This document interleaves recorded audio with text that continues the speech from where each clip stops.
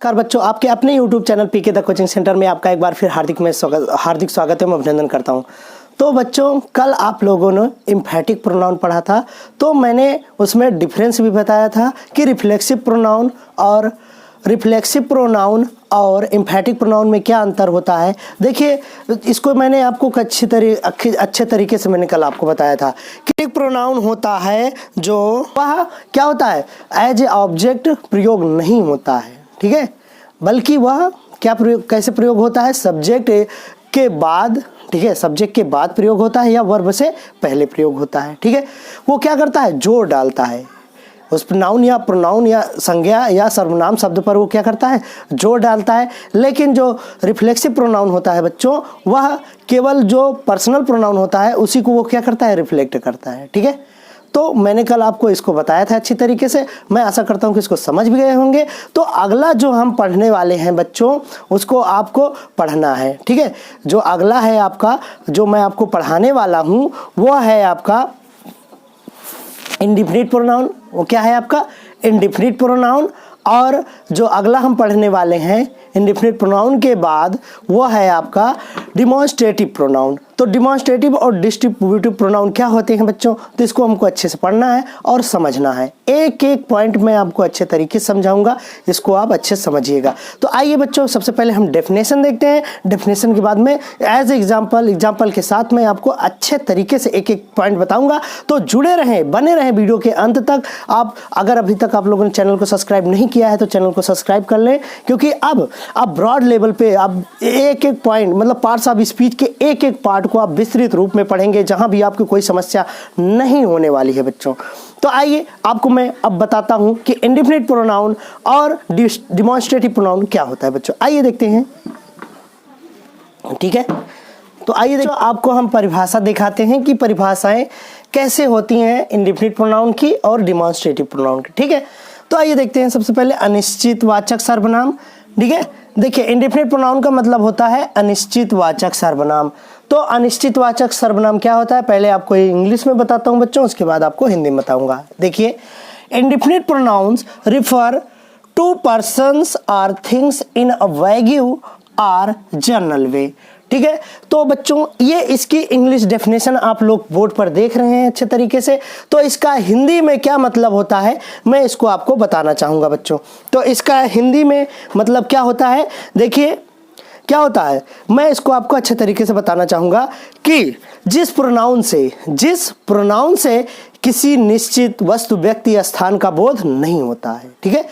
जिस प्रोनाउन से किसी निश्चित वस्तु, व्यक्ति या स्थान का बोध नहीं होता है, वह क्या कहलाता है बच्चों, ये आपका इंडेफिनिट प्रोनाउन कहलाता है, ठीक है। कैसे, एग्जाम्पल में आपको एक एक तरीके से, एक एक करके मैं अच्छे तरीके से आपको बताता हूं, ठीक है। जैसे कि वन का मतलब होता है एक, ठीक है। नन मतलब कोई नहीं, एनीबॉडी, नोबॉडी, सम, ऑल, मेनी या एनी। तो ये बच्चों कौन से प्रोनाउन कहलाएंगे, ये इंडेफिनिट प्रोनाउन। ये कौन से प्रोनाउन होते हैं, इंडेफिनिट प्रोनाउन होते हैं, ठीक है। तो आइए आपको एज सेंटेंस, मतलब सेंटेंस में कब ये प्रयोग में आएंगे, इंडेफिनिट प्रोनाउन होंगे, कैसे, आइए देखते हैं बच्चों। तो ये आपको दिखा देते हैं, मैं पहले आपको बता देता हूं, ठीक है। आइए वाक्यों को देखते हैं बच्चों ध्यान से। देखिए, लिखा है one should keep once promise. ये सेंटेंस देखिए, इसको भाव को, इसके वाक्य को आप समझिए, ठीक है। क्या दिया, one should keep once promise, मतलब क्या है, एक के वादे को क्या करना चाहिए, रखना चाहिए। एक के प्रॉमिस जो भी करे उसके वादे को कायम रखना चाहिए। तो देखिए, वन शब्द है, one should keep once promise, ठीक है। क्या करना चाहिए, एक की बात रखनी चाहिए या उसके वादे को रखना चाहिए, वो बात जो कहता है उसको हमको मानना चाहिए। प्रॉमिस मतलब वादा करना, ठीक है। वन, तो यहाँ पे कोई, जैसे कोई ग्रुप हो, भीड़ हो, तो उसमें हमको डिफाइन नहीं हो रहा है, डिफिनिट मतलब वो क्या हो रहा है, डिफिनिट नहीं है, निश्चित नहीं हो रहा है कि कौन किससे, मतलब ये परामर्श है, मतलब क्या कर रहे हैं कि एक दूसरे के वायदों को काम मतलब कायम रखना चाहिए। तो जैसे कि भीड़ है बच्चों, तो भीड़ में देखिए क्या कर रहे हैं कि जैसे बहुत सारे बच्चे बैठे हुए हैं, तब उस स्थिति में जब बैठे हुए हैं तो क्या कहते हैं आप, जैसे कि टीचर हैं आपको समझाते हैं कि क्या करते हैं कि एक दूसरे की बात आपको माननी चाहिए, मतलब एक की बात माननी चाहिए, ठीक है। मैं अगला एग्जाम मतलब इस तरह के आपको उदाहरण बता रहा हूं, ठीक है।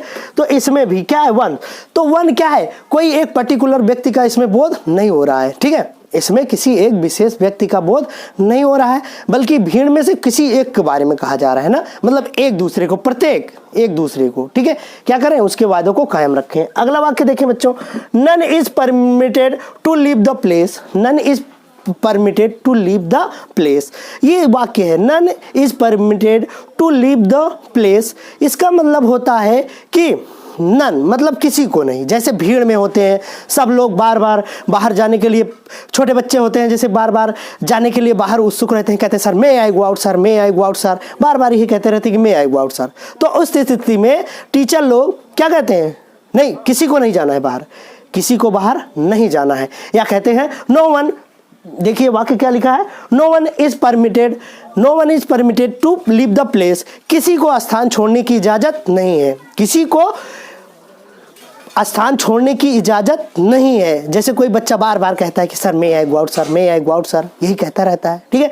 तो वहां पे टीचर पर्टिकुलर कोई एक बच्चा खड़ा हुआ ना, तो वो जब खड़ा हुआ वो बोलता मे आई गो आउट सर, तब उस स्थिति में टीचर क्या कहते हैं, no none is permitted to leave the place, कोई स्थान को नहीं छोड़ सकता, मतलब किसी को जाने की जरूरत नहीं है या कोई बाहर नहीं जा सकता, ठीक है। तो यह क्या हो गया, none is permitted to leave the place, किसी को बाहर जाने की इजाजत नहीं है या किसी को स्थान छोड़ने की परमिशन है ही नहीं, ठीक है। तो इस प्रकार से, तो क्या कर रहे हैं बच्चों, उसमें से क्या कर रहे हैं, प्रत्येक को कह रहे हैं वो ना, तो उसमें वो डिफाइन नहीं है, ठीक है, डिफिनिट नहीं है, मतलब निश्चित नहीं है, तो वो कौन सा होगा, अनिश्चित प्रोनाउन, ठीक है, मतलब अनिश्चित वाचक सर्वनाम होगा, ठीक है। आइए अगला वाक्य दिखाते हैं आपको, जैसे कहा गया some are inactive, some are inactive, ठीक है। जैसे मान लीजिए कि कोई बच्चे बैठे हैं, बहुत सारे बच्चे विद्यालय में बैठे हैं या कोचिंग में बैठे हुए हैं, उस स्थिति में जब टीचर किसी का पर्टिकुलर किसी का नाम नहीं लेना चाहेगा, उसमें दो चार बच्चे क्या होंगे, दुष्ट शरारती होंगे, ठीक है, तब उनके लिए क्या कहेंगे, सम आर इनएक्टिव, ठीक है। कुछ हैं जो मतलब कुछ हैं जो इनएक्टिव हैं, कुछ व्यक्ति हैं जो इनएक्टिव हैं, उनका कोई निश्चित नाम नहीं होता है, ठीक है। तो वो निश्चित नहीं है कि कौन है, ये क्या निश्चित है, बिल्कुल नहीं है, ठीक है। आइए देखते हैं अगला, Many of the students got good marks, many of the students, अगला वाक्य है, ध्यान से देखिएगा, यहाँ पे इसमें हमने इसको पढ़ लिया, ठीक है, ये नन भी जान लिया, अब देखिए सम भी जान लिया, अब देखिए क्या है, many, many of the students got good marks, many of the students got good marks. तो बच्चों मेनी शब्द है, तो मेनी मतलब क्या होता है, जैसे कि बहुत सारे बच्चे बैठे रहते हैं और उसमें कई सारे बच्चों ने बहुत अच्छा परफॉर्मेंस दिखाकर अच्छे मार्क्स प्राप्त किए हैं, तो उसमें टीचर किसी का पर्टिकुलर का नाम नहीं लेता है, तो उस स्थिति में क्या कहता है, many of the students got good marks, ठीक है, कई बच्चों ने अच्छा नंबर पाया है या अच्छा नंबर प्राप्त किया है, ठीक है। तो इसमें क्या है, पर्टिकुलर किसी एक व्यक्ति का नहीं कह रहे हैं, कोई भी हो सकता है, तो ये निश्चित नहीं है, तो बच्चों ये क्या होगा, इंडेफिनिट प्रोनाउन होगा, ठीक है। अगला देखते हैं, any of the students, any of the students got good marks, तो एनी का मतलब होता है बच्चों कोई एक, ठीक है, कोई एक, मान लीजिए कि बहुत सारे बच्चे बैठे हुए हैं, ठीक है, उसमें से किसी ने एक बहुत अच्छा नंबर पाया है, उसमें पूरा का पूरा पूर्णांक ही पा गया है, ठीक है, तो उस स्थिति में क्या कहते हैं, any of the students got good marks, मतलब इस भीड़ में कोई एक बच्चा ऐसा है जो कि पूरा पूरा नंबर पाया है, ठीक है। तो इस स्थिति में बच्चों वो निश्चित नहीं है, कोई भी हो सकता है, ये कोई भी हो सकता है, अच्छे तरीके से उन्होंने क्या किया है, मतलब वो अच्छा नंबर पाया है, तो उसका पर्टिकुलर कोई नाम नहीं है, तो इस स्थिति में वो क्या होगा, इंडेफिनिट प्रोनाउन होगा, ठीक है बच्चों। तो ये आप अच्छे तरीके से समझ गए होंगे। तो यहाँ पे देखिए, any of the students got good marks, मतलब कोई है कि कोई एक बच्चा ऐसा है, कोई है जो मतलब कोई एक क्या है, अच्छा नंबर पाया हुआ है, ठीक है बच्चों। तो इस तरह से ये अनिश्चित वाचक सर्वनाम होते हैं। तो देखिए बच्चों, सभी वाक्यों में क्या हो रहा है, हमें किसी व्यक्ति के बारे में कहा तो जा रहा है, लेकिन वह निश्चित नहीं है कि कौन हो सकता है। तो इस स्थिति में ये जो प्रोनाउन आएंगे बच्चों, ये क्या होंगे, इंडेफिनिट प्रोनाउन। क्या होंगे ये, इंडेफिनिट प्रोनाउन। हाँ, लेकिन बच्चों अब जो विशेष तौर पर आपको ध्यान देने वाली बात है उसको आप जरूर समझिए, ठीक है। जैसे कि कहीं पर प्रयोग आता है जैसे ऑल, ठीक है, ऑल का प्रयोग होता है, और जब ये किसी नाउन के पहले हो, जब यही क्या हो, किसी नाउन ऑब्जेक्ट हो और उसके पहले लगे होते हैं, तो वहां पर ये कभी कभी एडजेक्टिव, मतलब एडजेक्टिव का भी प्रयोग होता है। इसके रूप में भी एडजेक्टिव भी इसी प्रकार से होते हैं, ठीक है। कब, इसको मैं आपको बता रहा हूं, ध्यान से देखिएगा। देखते हैं बच्चों, तो बच्चों मैं आपको बताना यही चाहूंगा कि जब यही शब्द किसी नाउन के साथ आएंगे, जब यही प्रोनाउन किसी नाउन के साथ आएंगे, तो उस स्थिति में बच्चों वो क्या होंगे, प्रोनाउन नहीं होंगे, वो क्या होंगे, एडजेक्टिव होंगे, ठीक है। कैसे, यहाँ पे एग्जांपल भी मैं आपको बता देना चाहूंगा। ये कैसे होंगे, कब, जब एडजेक्टिव कब होंगे, ये भी आप ध्यान दीजिएगा, ठीक है। यहाँ पे मैं आपको बता रहा हूँ, थोड़ा सा प्लेस है, देखिए एडजेक्टिव कब होगा ये भी आपको मैं बता देना चाहूँगा, ठीक है। ये एडजेक्टिव भी होंगे कब, जब ये किसी नाउन के पहले, जब नाउन के साथ आएंगे तब, ठीक है। नाउन के साथ आएंगे तब एडजेक्टिव कैसे होंगे, जैसे यहाँ पे ध्यान दीजिए, ही बिल, यहाँ पे ध्यान दीजिएगा, जैसे दिया गया है, he will qualify, he will qualify,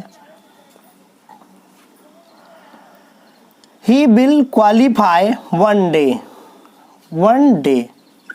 ठीक है। he will qualify one day, तो मैंने अभी क्या बताया आपको, जब ये किसी नाउन के पहले आए हो तो क्या होगा, जब किसी नाउन के पहले आया होगा तो ये एडजेक्टिव का काम करेगा। तो यहाँ पे बच्चों ये क्या हो गया, ये आपका एडजेक्टिव, इस स्थिति में ये क्या होगा, एडजेक्टिव होगा, ठीक है। ये क्या होगा, एडजेक्टिव, ठीक है। और एग्जांपल मैं बताना चाहूँगा, जैसे कि दूसरा एग्जांपल है, उसको भी आप ध्यान से देख लीजिए क्या है। जैसे दे दिया गया, all students pass, all students, यहाँ पे ऑल स्टूडेंट्स पास, ठीक है, सभी विद्यार्थी पास हो गए। ऑल स्टूडेंट्स यहाँ पे 2 बार लिख दिया बच्चों, एक ही बार होगा, ठीक है। All students passed, all student passed.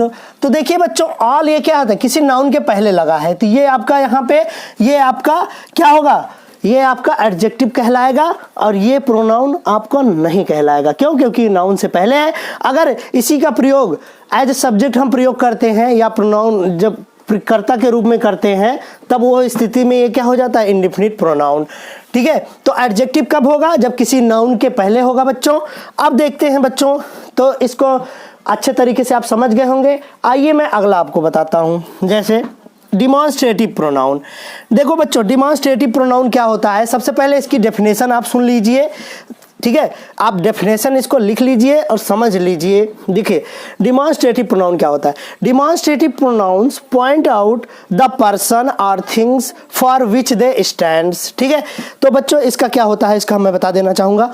देखिए डिमॉन्स्ट्रेटिव प्रोनाउन का मतलब होता है संकेतवाचक सर्वनाम, ठीक है, संकेतवाचक सर्वनाम। तो संकेत बच्चों क्या होता है, यह वह हो गया, ठीक है, ये वे, ठीक है। जब नजदीक होगा तो कहेंगे ये यह, ये या यह, ठीक है। अब दूर का होगा तो कहेंगे दैट या दोस, ठीक है। तो बच्चों ये जब इंडिकेट करें, हम किसी की ओर संकेत करते हैं जब, तो वहां पर जो सर्वनाम प्रयोग होता है, जो भी शब्द प्रयोग होता है, वो आपका डिमॉन्स्ट्रेटिव प्रोनाउन होता है। जैसे कि मैं आपको एग्जांपल के थ्रू आपको बता रहा हूं, जैसे कि दिस इज अ बुक, जैसे कहा गया दिस इज अ बुक, कोई वस्तु है और हमारे नजदीक है, मान लीजिए हमारे पास कोई नजदीक एक किताब है, तो क्या कहेंगे दिस इज अ बुक। जब कोई दूर हमारे पास, जैसे वहाँ वो एक साइकिल खड़ी होगी, तो क्या कहेंगे that is a cycle, that is a cycle. हम क्या कर रहे हैं, इंडिकेट कर रहे हैं, कहें कि थोड़ा दूरी पर है हमारे ना। तो वहाँ पर जब हम इंडिकेट करके प्रयोग करते हैं, तो वहाँ पर वो डिमॉन्स्ट्रेटिव प्रोनाउन होता है। और जैसे हमारे नजदीक होती है, कई सारी वस्तुएं होती हैं, तो वहाँ दिस लगाते हैं, जैसे कहते हैं these are books, those are cycles, that is a chair, this is a chair, ना। तो इस प्रकार से हम इसको डिफरेंशिएट कर लेते हैं बच्चों। तो जो संकेत करें, जिस सर्वनाम शब्द का प्रयोग संकेतों के प्रयोग में किया, संकेत के रूप में प्रयोग किया जाता है, वो आपका डिमॉन्स्ट्रेटिव प्रोनाउन को लाता है। इट मीन्स संकेतवाचक सर्वनाम। तो इसकी परिभाषा मैं आपको बता चुका हूं। आइए मैं एक आपको एग्जाम्पल भी बताता हूं। जैसे एग्जाम्पल देखिए क्या है, दिस, दैट, दिस, दोज। तो मैंने अभी जस्ट आपको पहले बताया, जैसे दिस इज अ बुक। तो बच्चों हमारे पास कोई नजदीक बुक है, हमारे पास नजदीक कोई पुस्तक है, तो वहां पर हम दिस लगाते हैं, ठीक है। अब दैट मतलब कोई थोड़ी दूरी पर है, कोई एक वस्तु है, जैसे माई साइकिल, तो माई साइकिल, ठीक है। यहाँ पे क्या हो जाएगा आपका दैट का प्रयोग, यानी इंडिकेट कर रहा है। आगे दिस, तो ये भी संकेतवाचक है, और दोज ये भी है, और दैट ये भी है, ठीक है।